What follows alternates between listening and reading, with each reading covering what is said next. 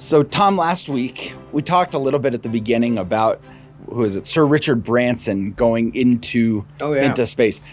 I say Sir, right? It's this old English. He's been knighted by the Queen for whatever virgin business that she really liked. I don't know if it was the music or the flights or whatever. He's up there with Winston Churchill. Correct. Who was knighted also. Correct. Sir Winston. And Sir Elton John. I forgot about that.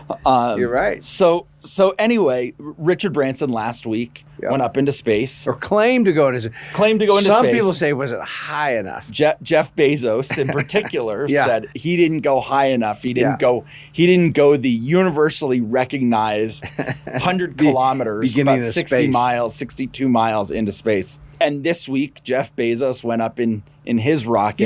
You know, we probably have some smart listeners who know about this stuff. I don't know anything about it. We have one we talked about a couple weeks ago who works in the space program at Lockheed Martin. That's right. And I got to go see the satellite that he's sending to Jupiter. So I'm going to ask if some of our listeners know the answer to this, to send us a short explanation. What is the definition of space? When they say, that height you have to be for space to begin, what defines space? How is space different than whatever's below it? I'd like to hear what the answer is to that. Because I'm pretty confident where Branson was, I mean, I don't think there was any air. I don't think there was any oxygen up there. Well, he certainly couldn't have gone up and breathed out. Right. Or on his own. Well, or even have an engine that requires, any sort of external intake of air, because there's no air up there.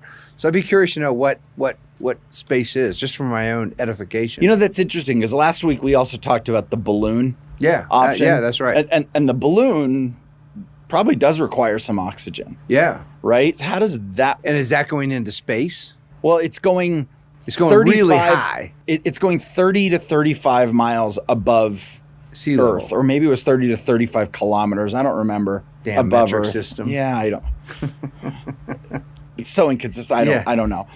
The only reason I know the conversion is because I worked on German cars growing up. Right. And a lot of them were in kilometers per hour. Right. And so I always knew that my dad has a car that still shows the speedometer in kilometers per hour. Right. So I knew that if I was going 100 kilometers per hour, I was going 60 miles an hour on the highway. Gotcha. That's the only reason I know that conversion. Useful to know if there are cops around. Right. Back to that whole question, maybe one of our smart members can explain this too. So my very simplistic understanding of any kind of hot air or lighter than air balloon is that whatever gaseous matter is in the balloon is lighter than what's around it. Right. And that's what makes a helium balloon go up or a hot air balloon go up. But as you get high enough, will a balloon keep going straight up into space? Because at some point, the helium, I would think, would be heavier than a vacuum if there's nothing in space. And so I guess that's my question. Will any kind of balloon just keep going up into space and drift off? How high will a hot air balloon go? Yeah. Right. I want to know that. All right. So why do you have us talking about space, Dave? So this week, Jeff Bezos did go up into space, and he crossed that 100-kilometer barrier, that 60-mile barrier, which now he can say, I did go into space, and I internationally recognized I crossed that threshold. And I watched it. I'm hearing in my mind Nelson from The Simpsons show. Ha ha. Right? To Branson. You didn't really go to space. Ha ha. And I'm watching this whole thing. He was literally, the entire round trip was about 10 minutes long. Wow. There are two camps of people out there. There's the camp of people politically opposed to us who say, what a waste of billions of dollars that he just did that just so he could say I went to space. Because that's really the only reason he did it, at least for now. I'm obviously not in that camp. All that money he spent, it went into the economy. He bought parts from people. He bought services from people. Sure. He paid people salary. I mean, he did all kinds of things that created an economy. Right. I would much rather Jeff Bezos spend that money on going to space than stash it under his mattress or in a giant vault and play Scrooge McDuck every day. Right. Good for him, whatever. Mm-hmm. At the same time, it's not really all that interesting to me. Like, I keep looking at it as, okay, so somebody goes, he went into space and he came back down and he spent 10 minutes up there, or he's 10 minutes round trip. He probably spent a minute or two actually in space. At most. I mean, he literally went up. The booster that took him up into space detached at one point, and it flew back down and it landed on Earth. Pretty cool. That's cool. That's something that he and Elon Musk have been able to do. Richard Branson took a different approach where he actually landed like a plane on a runway. But the booster came back down, and then Bezos's pod just fell to the ground, right? And at about 20, 30,000 feet, some parachutes opened up. They had some preliminary parachutes that slowed it down a little bit, and then the primaries that popped down. It was technologically, it was pretty cool to see what he was able to do. At the same time, like I said, not all that interesting to me. Going and seeing a satellite that's going to Jupiter, to me, that was kind of cooler. Yeah. But at the same time, so I've talked to people about this. Do any of these guys, I don't keep up on them very much, do any of them have plans for something like, I mean, if you really wanted to spend significant time in space, right, you go be on the, what's it called, the International Space Station, which sometimes is visible from Earth. It's kind of cool. There's a website out there that shows every day where it's going. I mean, the thing's moving really fast. But you can, there was a time I stood out in my front yard. It was right at dusk. The sky was still kind of light, and you could see it coming. Yep.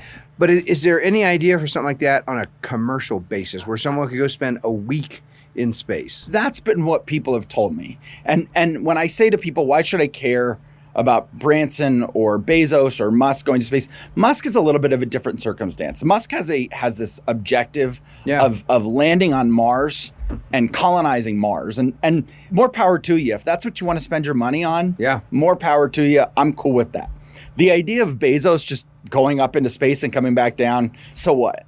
But people are saying for our older listeners, you might remember, like I do, and I'm speaking about I remember this as a kid. Bugs Bunny would go to Mars, and there was a little Martian. Marvin the Martian. Marvin, that's right. Marvin. I remember Marvin the Martian well. Maybe Musk will find Marvin up there. At the same time, there are conversations that, okay, this is just a step towards something greater, right? Then next step will be space station. Next step will be other things. And we all know what private enterprise can do versus regular or versus government action. And then I started to think, okay, so government is spending a lot of money on the International Space Station, on their space program. You have these private guys all of a sudden coming in. At what point does government start to say, well, all right, you're selling these seats on Jeff Bezos, you're going to keep doing this trip over and over and over and over again for the next couple of years, and you're selling seats for $250,000 a piece. If you're going on the balloon, it's $125,000 a ride. Musk hasn't talked about pricing yet that I'm aware of. Somebody might correct me on that.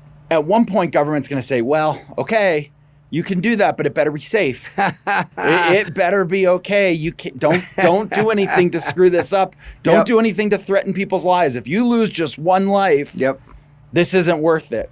And all of a sudden, what do we get? Regulations. And you know, that image, by the way, it's very relevant because we're talking about space and things flying. Private enterprise is always 5, 10, 20 steps out ahead of the regulators. It's just the nature of things. Because if you were a regulator and you were really inventive and entrepreneurial, you wouldn't be a regulator. You'd be out there making the next generation of technology, whatever it is. And so I always imagine myself standing there at Kitty Hawk when the Wright brothers, for the very first time in history, they take flight in their heavier than air craft. They have an internal combustion engine, a heavy thing, and this thing's flying above the ground. And imagine some regulators stand there. They got their clipboards and everything. What kind of rules and regulations would they issue to make that whole process safe when the Wright brothers are the ones inventing how to fly? Nobody else knows that. The regulators don't know how to fly yet, so they couldn't give them any sort of, regulations. You know what they do?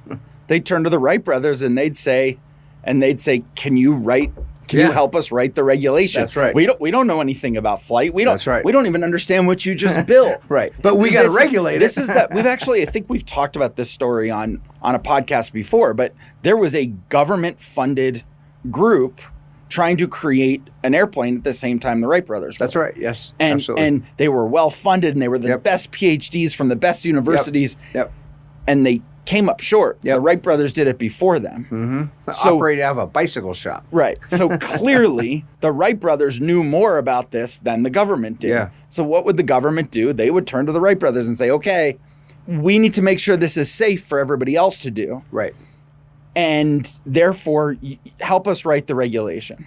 There was some place I wanted to go with that, but this just reminded me of a similar story. I'm going to take us on a little tangent because we're also coming up on the Olympics. Yeah. And there's a very similar story about the Olympics happening right now that I don't know how many of our listeners or watchers are aware of this, but it bothers me. Like, and I'm not a huge Olympics person. We're here to hear you vent, Dave. Okay, you're going to hear me vent because this is a regulation issue also. Okay. So Simone Biles. Yes. Simone Biles is arguably the greatest gymnast in the history of the world. Probably one of the greatest athletes, period, in the world. Absolutely. Yeah. Anybody who's watched her do floor exercise, she can jump and twist and flip in ways that humans shouldn't be able to do. Right. Like she gets so high in the air without a trampoline that I just can't even get my head around it. She's doing a routine at the Olympics that she's now done. This will be the 7th, I think, time or 8th time she has tried this routine. Okay. The routine had never been done in competition before by a man or a woman. Okay. It was attempted once by a Russian male gymnast 8 or 12 years ago at the Olympics, and he fell and completely botched it. And he was like the odds-on favorite to win the Olympics. So I'm taking this routine is extremely difficult. Extremely difficult and has a high likelihood of injury. Okay. If you do it. Okay. For those who don't know how the Olympic scoring works, you actually go to the judges beforehand and you say, here's my routine, right? It's not just you go do it and they judge you on it. You say, here's my routine. They give a maximum number of points allowed for that routine. Mm-hmm. And then once you execute it, they determine how many mark-offs you have to that maximum number of points. Okay. So there are people who go into their routine with absolutely no chance of winning gold unless everybody ahead of who has a more difficult routine falls. Right. Right. So you can go in there with a simpler routine and nail it, ace it, but you're not going to get very many points because it's not a very, very high level of difficulty. Okay. So Simone Biles is going in with this routine. It is the most difficult routine. She's setting the curve. And she's done it at least 6 times. Like I said, I can't remember if it's 7. This is her 7th or 8th time doing this in competition. So Pan American Games, World Games, things like that have led up to the Olympics. Right. And she's nailed it every time she's done it. Perfectly. Yeah. She's gotten perfect scores on this repeatedly to the point that it's pushing the other gymnasts to have to increase the difficulty. I was just going to say, I'm sensing some unfairness here. I think maybe they should, I don't know, tie one of her hands behind her back or something. Oh, they did worse. They said, we don't want to encourage other gymnasts to try something this difficult because we don't want them to get hurt. Mm-hmm. So we are going to lower the maximum number of points available for this routine at the Olympics. Wow. I mean, talk about regulation. There you go. Yep. They are sitting there saying, we don't want you to be this far ahead of everybody else. Yep. So we're going to lower your max number of points. So even if you get it perfect, somebody could do a lesser routine and still end up with more points than her. Right. Because they're trying to discourage her from doing it. And I'll tell you, I haven't gotten very into this Olympics, but Simone Biles in particular loved her interview. She came out and she said, the whole world knows this is the most difficult routine in the world. I'm going to do it whether they're going to give me the points or not. I'm going to go show the world that I can do the hardest floor routine anybody has ever seen. I love that. I love that attitude. And right, because she's basically she's challenging them. I dare you, judges. Yeah. Give that gold medal to someone who did a lesser routine. Right. And Good for her. And let the world know that I don't care. I'm going to go do something that nobody else has ever done. And so I think she's even built onto this and said, I'm going all in, and I'm going to go do something nobody's ever seen before, because at the end of the day, those are the stories that people talk about. Yep. You don't know, you probably can't tell me who. You'd obviously guess the Yankees, but if you talk about every World Series champion in the 20s and 30s, you can't tell me who every one was. Right. But we all remember Babe Ruth's called shot. Yep. And she's calling her shot. Yeah, I love it. And, think of that logic. I mean, you mentioned baseball. I mean, what should regulators have come in once Babe Ruth hit 60 home runs in a season and said, that's enough. Anything beyond that is crazy. Guys are going to start hurting themselves, right? I mean, what would you say to Jesse Owens at the 1936 Olympics in Berlin? Don't run too fast because we don't want you to hurt yourself. I mean, come on, that's what competition is all about. Right. So we go back to this whole idea and the Wright brothers, right? If you were a judge who's not an expert, what if you're the government and the government was writing these scores for gymnastics? Right. And they were saying, okay, we don't know anything about gymnastics. Right. We just know what looks cool. Hey, Simone Biles, can you help us? Can you help tell us what is high and what is low, what's impressive and what is not? Right. Wright brothers, can you help us make sure that everybody's safe? And when they do this, help us write regulations. Yep. And we're seeing that right now. And I brought this up with a couple of our members over different occasions over the last couple of weeks. But for the last 2, 3, 4 months, there have been repetitive commercials on television. And it's been the same 3 or 4 commercials in a set. It's Facebook bringing on these kids, these 25 and 26-year-olds, specifically 25 and 26-year-olds, who say... Young adults, Dave. Well, young adults, fine. Yes. They're not kids. 25 and 26-year-olds who were born around the same time, what is that, 95, 96, right? What happened in 95, 96? So that according to Facebook, is when internet regulations were initially written. Oh, absolutely. That, gosh, you got to jog my memory here. By the way, this reminds me, I'm trying to remember the name of the law. It is the Telecommunications Decency Act. But this is a fun little exercise. Go look up prominent pieces of modern legislation, including that one, and others, and look at their full titles. Very often, the full title of the bill will be hundreds of words long. I mean, it's this bill to, make the earth green and help poor kids and they cram all this stuff into the title of the bill. Is so ridiculous. This one isn't that long.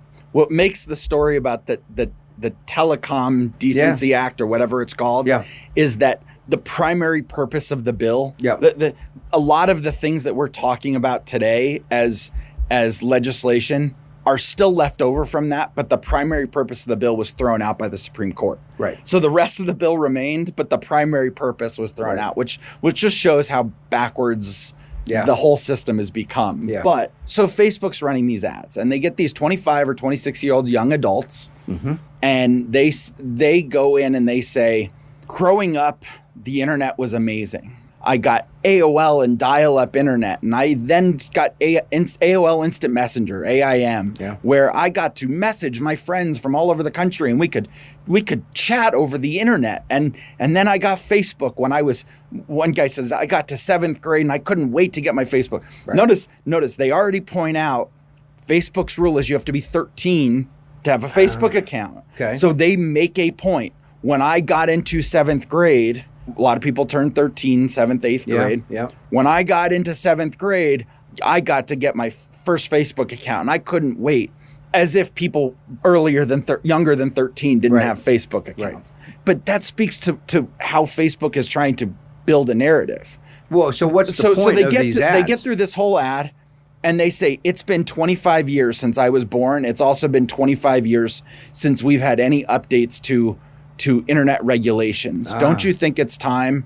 The world has changed, so have I, so should regulations. And then you get this Facebook logo at the end. Right.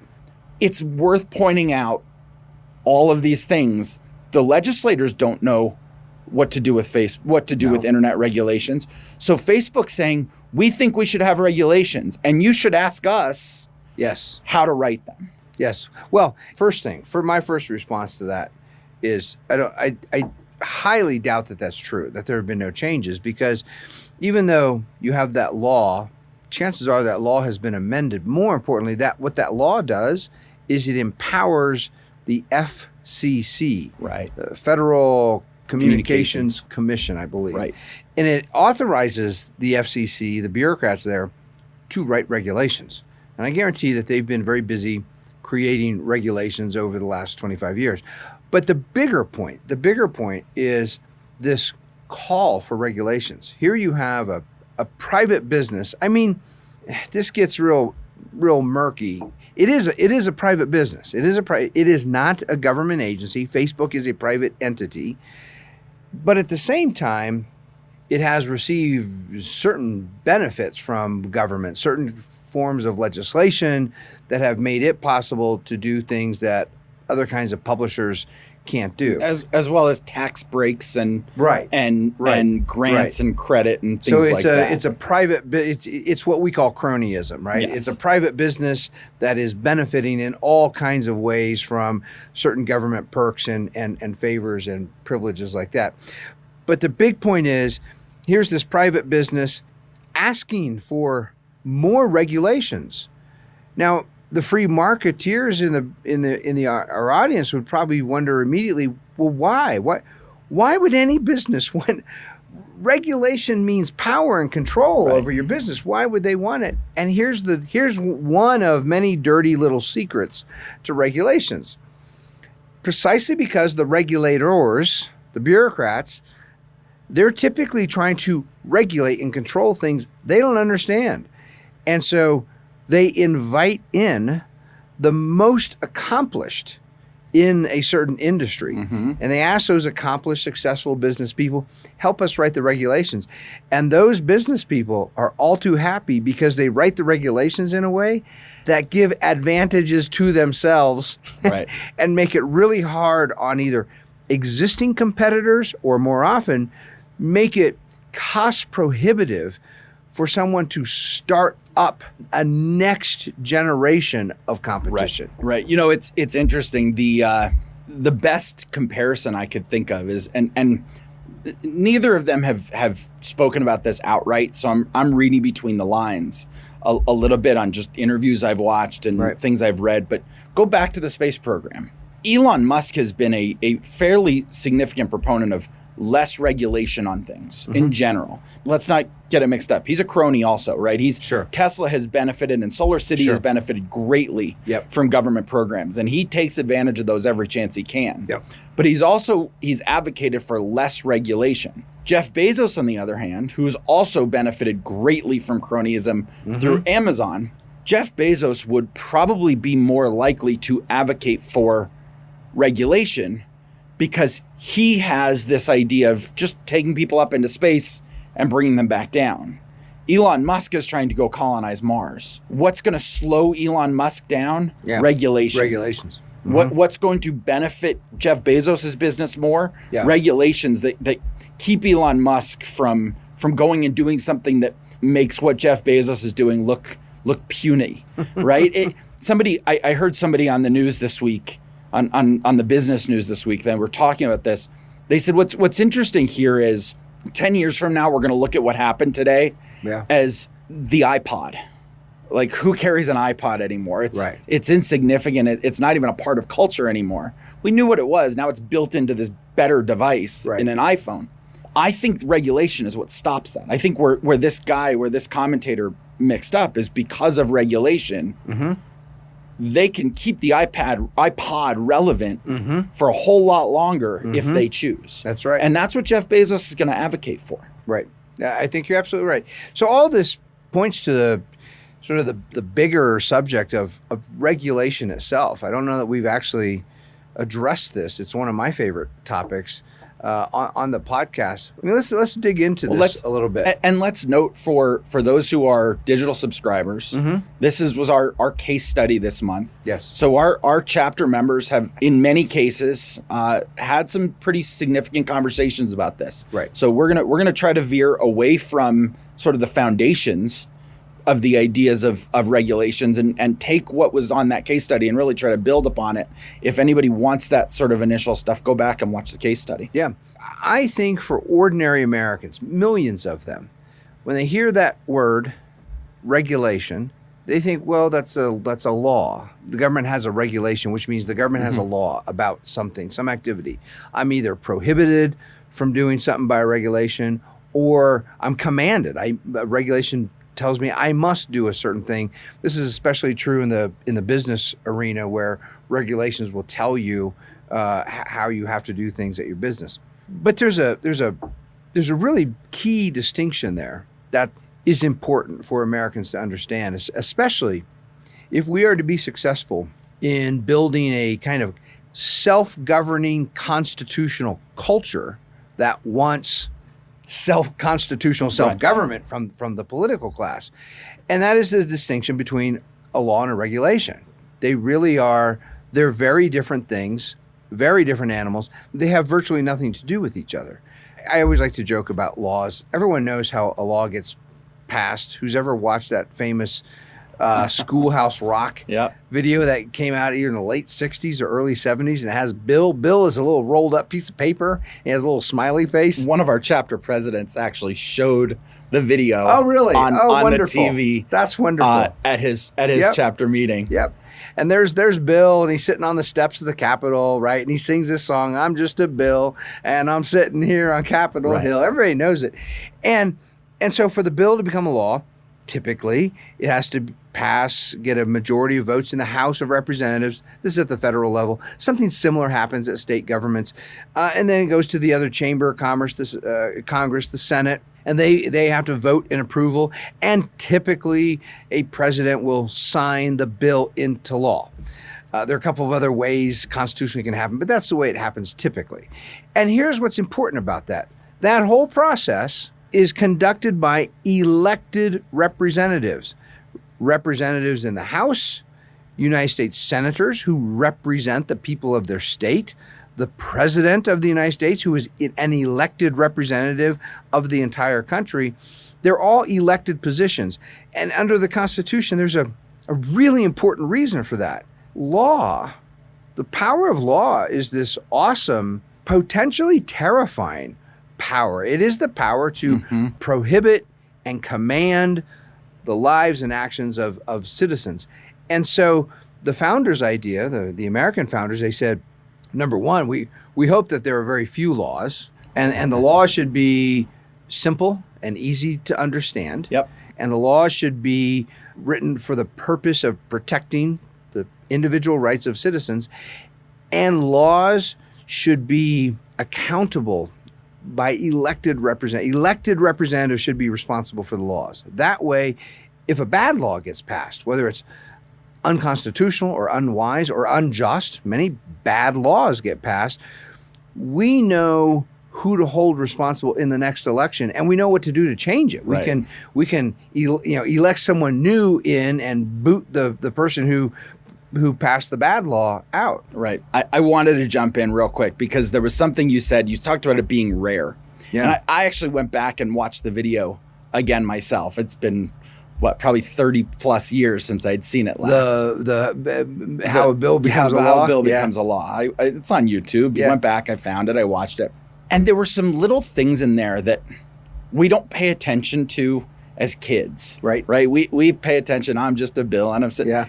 But they actually make a huge point in that video that most laws, high percentage of laws, never make it out of committee. Right. They talk about the whole committee process, and the whole second half of that video is him saying is the bill singing about how much he hopes he becomes a law. Yes. And how rare it is and how difficult it is and how unlikely it is. And he's just hoping and praying that he becomes a law. And he actually sings a song. Yeah. I hope and I pray that I will someday become a law. The whole idea here is that it is rare. It is extremely difficult. It was designed to be extremely difficult for a bill to make it through committee. Yes. Let alone through the House and the Senate and reconciliation before it ever gets to the president's desk. And I think I know where you're going with that. And I want to say something about it and I want to add something. In general, it's a good thing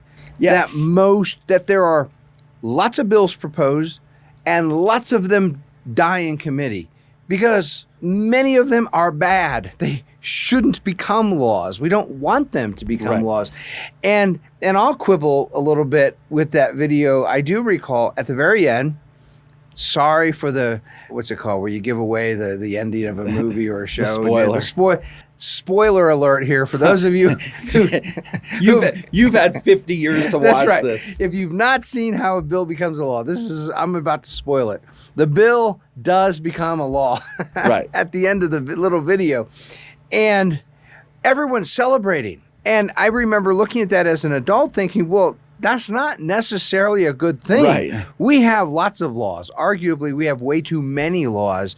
What I'd rather see are some laws being repealed and abolished rather than more laws being passed. And I took away similarly. The bill actually talks about what examples of bills are. Mm-hmm. And some of the bills he uses as examples are not necessarily the proper purpose of government. Right. Well, Bill didn't have us as Bill was probably not part of the Vino Veritas Society. It was also kind of, I mean, progressivism was had already taken hold and very much and had taken hold of our education system at that point.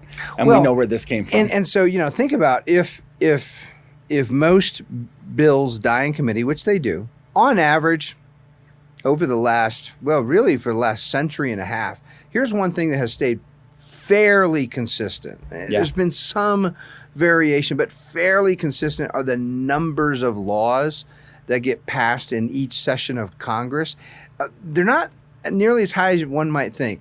In the range of 200 to 300 laws get passed each session of Congress. But compare that with regulations. Right. Now, regulations are different, right? Regulations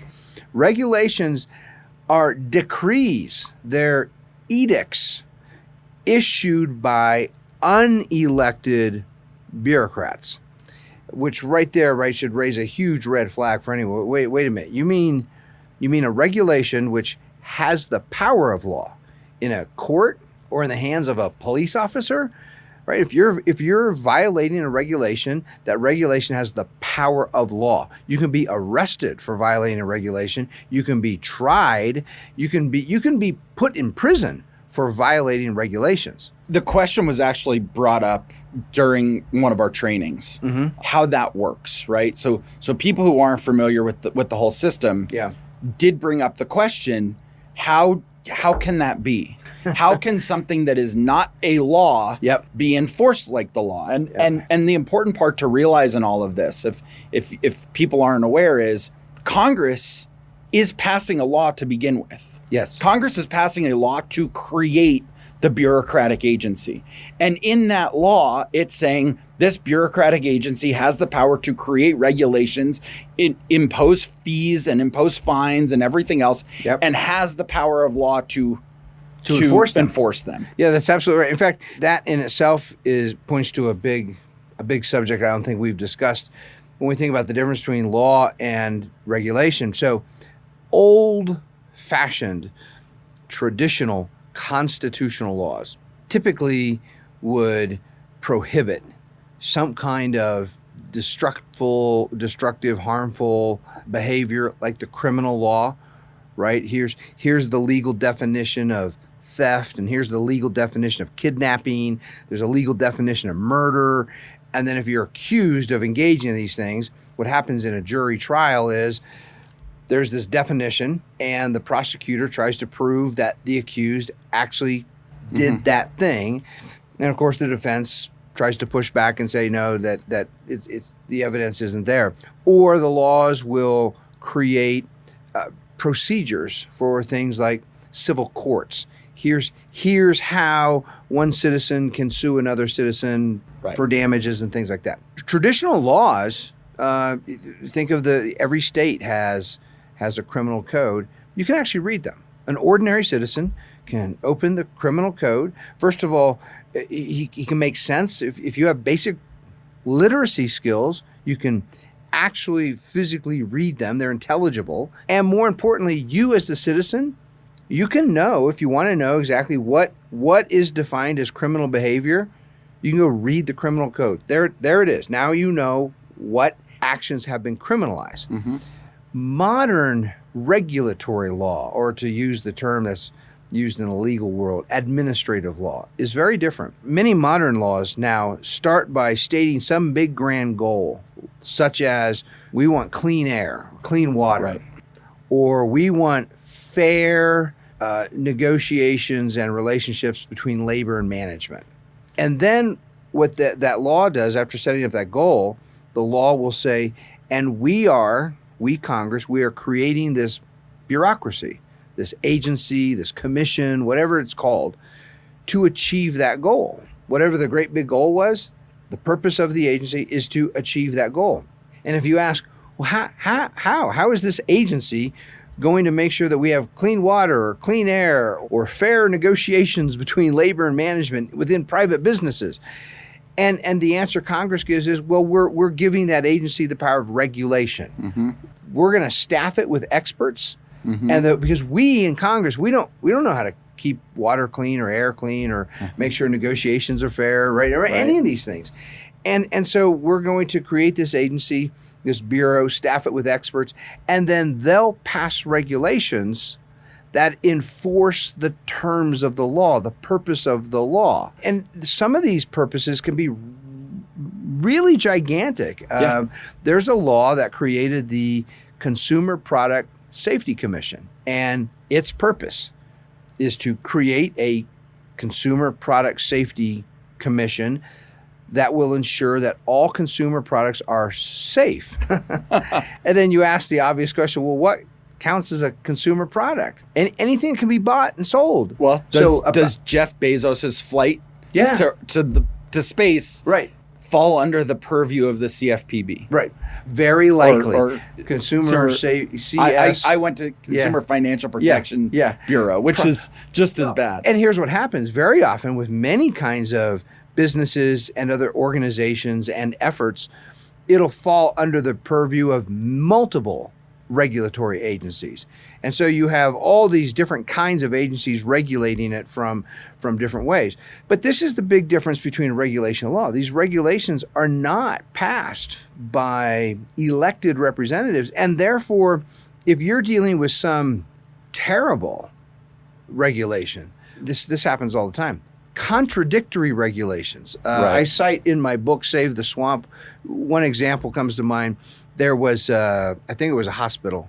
It was a hospital or a restaurant. I think it was a hospital. Anyway, same regulatory agency. One bureaucrat came and did the inspection and said this floor must be kept dry at all times for sanitary purposes. Okay. It has to be dry.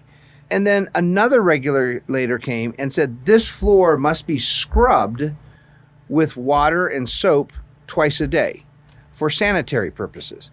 Now, right, if you're the business owner, there's no way you can comply. If you comply with one, by definition, you're in violation of the other. Right. And this happens all the time in all kinds of industries where you have multiple regulations that contradict each other. Well, and then you have the sort of opposite scenario, equally as bad, where you have two different companies offering the same product, but because of the way the company is organized, they report to two different groups. And a perfect example of this is the mortgage industry. In the mortgage industry, if you're a mortgage broker, if you're a mortgage company, even if you're funding your own underwriting, right, you report to the Consumer Financial Protection Bureau. If you're a bank, you report to a totally different agency that's in charge of banking, but you're offering the same product. So if you're a consumer, now you have to navigate the government to decide, okay, for the type of mortgage I want, do I need to go to a bank or do I need to go to a mortgage broker? Right. And if you're a mortgage broker or if you're a bank and you want to offer a better product, the government's telling you can't. Yep. That's right. And therefore they can give in a crony fashion, they can give advantages to other people. Either you can't, or the only way to do it would be, it would require an incredible amount of capital investment to comply with. You're basically creating a whole new business, is what you're doing, just to comply with the regulations on the other side of that equation. No, that's absolutely right. And so, what I want to make clear is that this, by looking at the notion of regulations, and it really is, there's something obnoxious about it, because there's something obnoxious about people passing regulations that have the power of law. Mm-hmm. It's as if they are laws when they're getting enforced on you, who we didn't elect. I didn't elect you. Nobody elected these people. They're unelected bureaucrats, often with something very similar to lifelong tenure. It's almost impossible to get rid of bureaucrats. The other thing, I also show this in my book. First of all, if you had to take a guess, Dave, of all the industries in the world, all of them, add them all up: banking, restaurant industry, car dealerships, construction, farming, put them all on the table and include government. Which one do you think has the lowest turnover rate, meaning people getting fired and new employees have to... You kind of gave it away. But I'm going to add a qualifier to it. I would guess it's any government job that has a public employee union. That's right. The turnover rate is exponentially lower. It's infinitesimal. And on the rare occasion where a government bureaucrat actually gets fired, a high percentage of the time, you know where they end up in their next job? The government or a lobby. Just a different government, right? Yeah. A different bureau, a different agency, some different part of the government. But they're still, government employees. And so there's something really obnoxious. But by looking at this subject of regulation, I see it as a window into progressivism, into the progressive movement that we talk about all the time here, this 150-year-old movement, really to replace constitutional self-government with progressive central planning and replace virtuous citizens with dependency and irresponsibility and submissiveness. Because the whole idea here of the regulation is, let's create these bureaus, let's staff them with the experts. Think of Anthony Fauci. Think of Anthony Fauci types, not just at the CDC, but in the Department of Agriculture and the Department of Transportation and Health and Human Services. And on and on and on it goes. And basically covering every area of our life, there's a group of people like Anthony Fauci with this power of regulation to tell us how we're going to live and what we're going to do with our own property and the curriculum in our kids' school, right? And in every area. That, I think, is highlighted by studying this notion of regulation. The other part of this is that these people are still creating law. And we have so many people asking and thinking, well, do you mean Congress? Well, Congress. Yes. Congress creates a law that creates the Consumer Product Safety Commission or the CFPB or the FCC or whatever else it is. And people always want to know, well, how do we fix this? And we have this thought presumably in our head right now that, we just need to elect a better president. Right. And we'll get some of these things removed. These are laws passed by Congress. These were signed into law by the president, right? So Congress built this loophole, right? And this loophole is a loophole to cronyism. There's no doubt what the actual purpose is. So if we take that step back and say, okay, Congress, half the time when they go into committee with a bill, right, it's a crony favor. Yes. I mean, I throw it half the time. It's hard to know what it is, but we know a high percentage. We know a significant percentage. It could be below 50. It could be above 50. But a significant percentage of the time, Congress is going into committee with a bill that is a favor to some friend. So they're not getting enough bills, as the cartoon taught us. Most bills don't make it through committee. So they create this whole loophole to be able to create laws to benefit their friends. lawmakers are still human beings. They're imperfect people. They're no different. That we keep going back to this idea of trust. Most importantly, they're self-interested. Right. Just like everyone else. Just like everyone else. And now we're giving them the power of law to do crony favors for friends, which is how so many of these politicians become so vastly wealthy by being lifelong politicians, government employees, which makes no sense. So they go through this whole process. And then we say, well, how do we fix this? Yeah. And everybody wants the next president. They're so focused on the presidential election to say, well, that's how we have to fix it. And that concern can come from a big general view, just a patriotic citizen who says, man, I hate what's going on with my country. I see self-government disappearing. I want to fix this from that patriotic point of view. More often, it's from a very personal. Sure. I've got some regulator breathing down the neck of my business, and he's going to run me out of business. He's making it so expensive that I can't be profitable, and I'm going to lose my business, which means I'm going to lose my house. How do I deal with that agency, or maybe even a particular bureaucrat who just has it out for me? And for most people, there's no clear answer. Right. The upcoming presidential election, do you vote for candidate A or B? It's not clear. Well, what's the connection between the president and this bureaucrat who keeps leveling fines against my business, even though I'm not hurting anybody? What does it matter who's in control of Congress? To a large extent, the regulatory state, and I mean all these hundreds, actually thousands of regulatory agencies, are largely independent. I mean, Congress could have power and control over them if it wanted to, because Congress funds them. Congress has to approve the budget, which is how all those bureaucrats get paid. But they don't want to, because it's really not in the interest of Congress to start scaling back and getting rid of all those regulatory agencies, because they're great scapegoats. If anything bad goes on in the world, anything, doesn't matter, use your imagination. As long as we have all those regulatory agencies, members of Congress can say, well, that's their fault. That agency didn't do its job. We're going to hold some hearings. We're going to get to the right. We're going to find. Right. I'm going to solve this problem by making the administrative state better somehow. Well, giving them more money, right? That's the progressive dream. Just give it more money. We'll solve it. And this really does kind of point to what I would argue is, in a certain way, the fundamental core political problem in modern America, and that is elections no longer control the government. Right. We, the people, through our elections, don't really control the government. Oh, we can elect. I mean, assuming elections are that the ballots cast are accurately tabulated, right? Which is all that separate stuff. Right. Assume that's true. Assume that the ballots are accurately tabulated. Okay. Then certainly we, the people, we can elect who we want to the House and to the Senate and to the White House, to the president.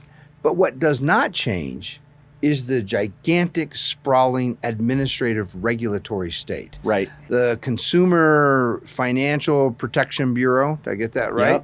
Yep. That was the sort of shadowy, institution created by Dodd-Frank back in 2010 or 2008. It still does what it does. Yep. It still makes it almost impossible to open a small savings and loan in the United States today because of the immense if you live in a little town, you're just an ordinary business person in a little town, and you want to start a local savings and loan, you're going to have to come up with probably more than $1 million in capital before you open the doors, just for compliance purposes. Right. And so what that means is virtually no new community savings and loans have opened. Many have closed. Last time I looked, is around 3,000 have closed across the United States. And you know who loves that? You know who loves to see small local community savings and loans closing? Big banks. Big banks. The Wells Fargo and the Chases and the Bank of America, those types, they love it.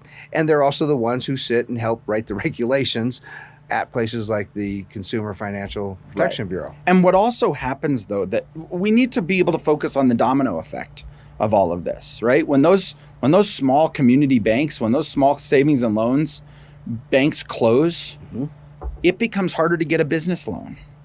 it becomes harder for new people to be entrepreneurial, to go be productive in their community, to bring something new or add something to their community. It's harder to get financing because the big banks can say, nope, we're not going to do it. And then the big banks can go tell government, we don't want to loan to these people. So will you pass another regulation? We think we need another regulation that says you have to meet these conditions in order to get a loan. And then what you do is you end up getting only certain people, the crony friends are the only ones capable of getting loans and business loans and be able to grow their business. Whereas there was a time in this country where you could develop a relationship with a banker, and that banker could sit and say, I've known this person for 20 plus years. Yeah. I know right now they don't have the capital. They're not going to be able to, they have no way of assuring me that they can pay it back.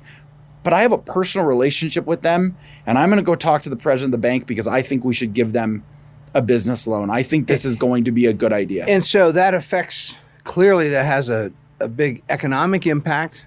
The difference between, the friend getting the business loan and not getting the business loan. Well, that means either a business gets started or it doesn't get started. It also has a big cultural impact. What kind of life does that guy have if he's able to start his business? Well, he's going to be busy and responsible and productive, and just getting that new business started, probably a really good influence in his life. Right. What if instead he doesn't start the business and he decides to go, there's an old fashioned saying, he decides to go live on the dole. He's just going to, he's like, to heck with it. It's too They hard. won't let me start my own business. I'll just let other people pay for my life. Then it feeds into idleness and laziness and irresponsibility and all kinds of bad cultural behaviors. And so on the one hand, we can look at these harmful economic and cultural and other consequences of regulation. And they're bad. They're really bad. And I want to sort of reemphasize, it also gets to the political problem, which is, in a decisive sense, the United States is no longer a self-governing republic. Yep. We don't govern ourselves. The whole premise of the founding was, when you ask the question, well, who rules? Who governs in America? The answer was supposed to be we the people. Right. We rule. We rule ourselves. We govern ourselves. And we did it in this very interesting, unique way. We adopted a constitution in which we limited our own governing power by limiting the power of those we elected. Yep. We said we are going to have elections, but those people we elect, they don't get to run every aspect of our lives. They're limited by the Constitution and what they do. And if that Constitution doesn't fit us well, for whatever reason, we always reserve the natural right to adopt a new constitution if we think it was necessary. But on the big questions, like what should our priorities be? We, the people, are going to decide that, and we're going to elect a handful of representatives who have very limited constitutional powers to go do the things that we command them to do. Today, it's really been turned on its head. We now have this gigantic administrative regulatory state that's not elected at all. Yep. And it's not even clear that they're accountable in any meaningful way to those we do elect in Congress.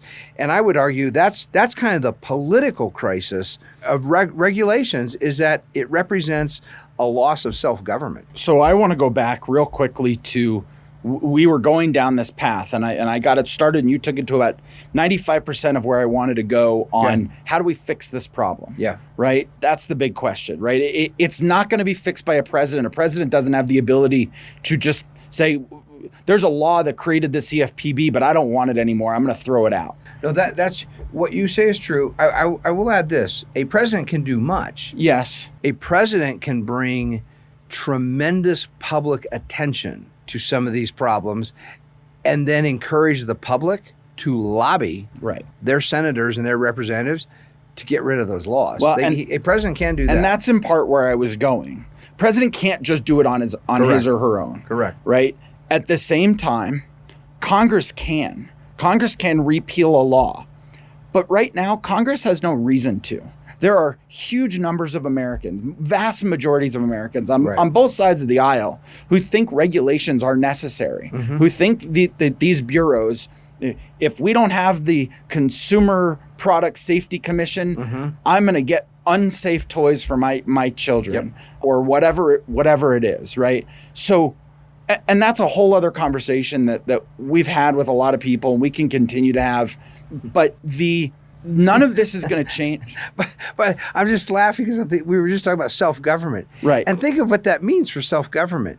A citizen who governs himself makes his own choices about what kind of toys are safe and not safe for his children. And looks to other people for Gets advice to other citizens. And we've seen over and over and over and over again, first of all, I don't care how many bureaus you have, the government is never very good at any of this. We just saw this whole thing in Miami, right? There are the list of building codes is longer than anything else. And we just saw a building in Miami collapse despite the existence of building codes. Whereas you can have private organizations going in and saying, okay, we're going to go do the research, and if you help fund us, if you buy these reports from us, we will share. We will go do our own investigation we'll tell you of the safety which of these buildings toys are about to fall down and which aren't. Or the safety of toys, or what banks are worth working with, or giving you advice on, hey, if you can't pay this much, if you don't earn this much, you probably shouldn't get a mortgage for more than right. I mean, like educating people, helping them become self-reliant.